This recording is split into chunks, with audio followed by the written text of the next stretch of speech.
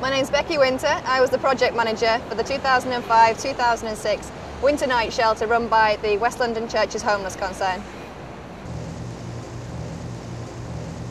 Everyone's got different reasons as to why they're homeless. The majority is just a range of bad luck and unfortunate circumstances. A lot of the guys have had relationship breakdowns, which the sort of ex-partner, maybe if there's kids involved, they tend to get everything. Not necessarily through a divorce settlement, more likely through they want to leave everything to their partner and child, and so they sort of leave the situation.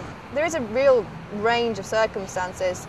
Bad luck is generally what it boils down to. They have very little option now other than to keep working with the agencies that are there. Many are linked to a lot of the local charities such as the Passage Day Centre, Broadway, Thames Reach Bondway, who all do a fantastic job, but there's just so many homeless people, and if you haven't got a support need, there's not many options. There's very, very few hostels for people with no support needs. So all these guys can do is just keep working with the agencies, hoping that a vacancy will arise somewhere, and just sleeping rough until that point comes.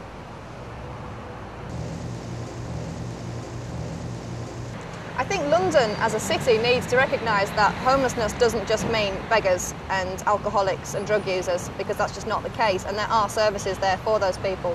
As a city, we need to raise more money and we need to put more services in place for people that don't have support needs. People like me and you who could have just been in that situation. I mean, they're currently running a campaign, City of Westminster and a few other boroughs are doing a campaign which is anti-begging, and they're trying to raise £10,000 that will go to the homeless services. So if people can give to that, that's brilliant, but it needs to go as well as to people with support issues, it needs to go to people without. And I think we also need to look much more into private renting. There's a lot of landlords out there who would quite happily allow people with housing benefit to rent their properties. They get long-term leases, they get over the odds quantities of money, and for a landlord it's quite a secure package to have someone who is on housing benefit. But for some reason the bankers and the mortgage lenders will not, most of the time, have restrictions on buy-to-let properties for DSS. So I want to find out why that is, why there isn't more landlords out there who are providing accommodation for people on housing benefits.